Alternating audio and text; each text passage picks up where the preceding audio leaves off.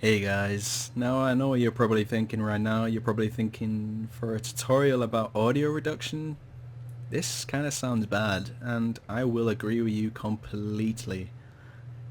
I have a lot of electronics in my room and my microphone loves to pick up all that noise. But don't despair, just keep listening and keep watching, and I will help you turn the audio in your podcasting and game commentaries from something that sounds like what you're listening to right now into something better. Now to do this, I'm using a program called Sony SoundForge Pro. Now you can download the trial from the Sony website, and once you have that installed and ready to go, if you go to your record button, if you go to record button on the left there. Now for the example today, I'm going to be recording in 48 kilohertz, 16 bits, and mono. Now my microphone's currently set to record in mono because I find that stereo, for the most part, for commentaries and podcasts, just increases file size. I don't find there's any advantage to it, but whatever makes you happy. For this example, I'll be choosing mono.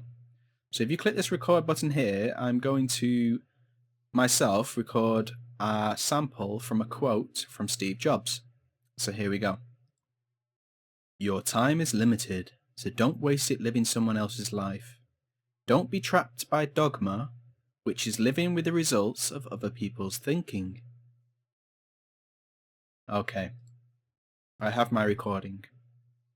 Now for the purposes of the tutorial, and this may be done by you as well because it may help you, I'm going to create a duplicate of this so I can listen to the before and the after. So if I go to edit and select all, that will select everything in this current track, and if I choose copy, I've copied everything in that track now, and if I go to the new, or you can do file and new, I like to do file and new because sometimes I click the wrong button. But moving on, be sure in your new track to have the same values as the old track. So my old track was in 48 kilohertz and 16-bit and mono. So there we go. Now if you choose edit again and then paste in your new track, you should have two duplicate tracks. Now if you like to put them in a nice order, you can choose window and tile horizontally. So you can see they look identical right now and they're all in the right position and stuff. It's nice to compare them and see. Okay, so what we want to do, we want to keep the top track as the original with no noise reduction done at all. And the second track, we want to apply the noise reduction to. So the first thing I'm going to do is apply the noise reduction tool. So if you go to Tools and Noise Reduction, you can see my preset here. But because your audio is different and the noise in your room or your studio or wherever you're recording, in your car, I don't know, is different, let's just apply this again for you. So this will be the way to do it. This is the way I did it originally. If you go to Sys Default for fast computers with a 250 millisecond auto capture, it'll be capturing a noise print for you. But to capture this noise print, you need to go to the preview button. Just let it preview until all your options are able to be modified. I'll show you what I mean. Your time is limited, so don't waste it.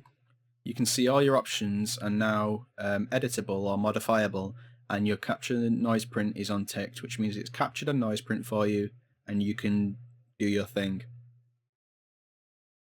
Okay, let's recreate that. Excuse me. Let's recreate that. So you want to reduce your noise. Now reducing it by 12 dB I find is not enough. I like to remove it completely. So I just go to reduce noise by 100 dB, which effectively, unless you're a dog, you won't be able to hear it. Maybe not even a dog. Superman maybe? I don't know. Anyway, but what I find this does is it makes your noise a bit tinny. So to offset that, I just choose a nice minus noise bias of 2.5, minus 2.5 rather. And if I put my attack speeds up, it seems to make it just that little bit better. So if I apply that, you'll see that it might have, not have got rid of the noise at the beginning, but we'll do that later. But just let's listen to both tracks starting around here, where I start speaking. Let's listen to the first one. Your time is limited. Your time is limited. Now that may be a subtle difference, but if you turn the audio up, you'll notice it. I can notice it in my headphones because my headphones are of high quality. And if you record at higher volumes, you'll notice it a lot more. Once we've finished and we apply the next effect, you'll really notice the difference between the two tracks, and I hope it'll really help you. But anyway, let's carry on. The second effect I want to apply is a noise gate. If you go to Effects and Noise Gate, now what the noise gate does is after a certain dB, or minus dB in this case, it will totally cut off the sound. Now this is really useful because it can cut off sounds in places in your audio track where you're not speaking. So just to show you more of what it is if you go to your audio track and you zoom in, at the beginning here, this part here is just noise. Just background noise. You keep zooming in, you'll see that it peaks at about minus 36.1. So let's go back again. So they both look the same. Yeah, it peaks at about minus 36.1. So if you go to Effects and Noise Gate, we could put it at 36.1, minus 36.1, and it would totally cut off the sound there. You won't be able to hear that.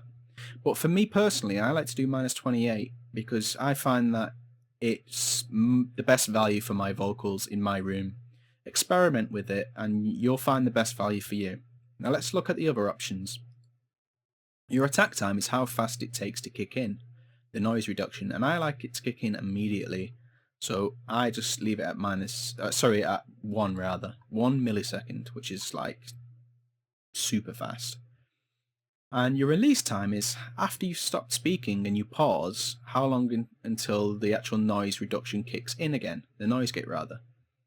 I mean, you could leave it at the default, which I believe is like a second, which is 1000 milliseconds, but I like to leave it at 400 milliseconds. And again, that is something you need to experiment with.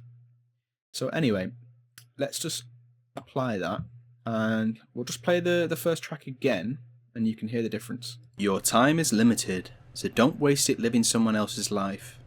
Don't be trapped by dogma, which is living with the results of other people's thinking. Okay, let's get that back to the beginning. Let's play the one with the noise reduction. Your time is limited, so don't waste it living someone else's life. Don't be trapped by dogma, which is living with the results of other people's thinking.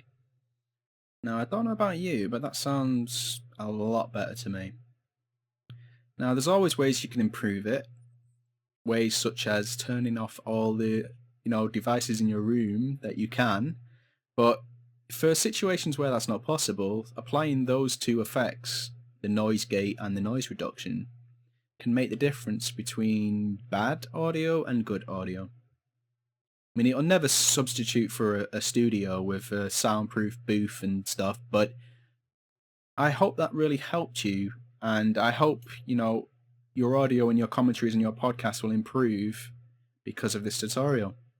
Now, I'd just like to thank you all for watching this video, and if you've got to the end, I doubly thank you because I tend to waffle on for a bit, but if you have any questions or you would like any advice on your audio, just leave me a comment in the YouTube comments or send me a private message. I'm always happy to help. And thank you again for watching. I'll see you later.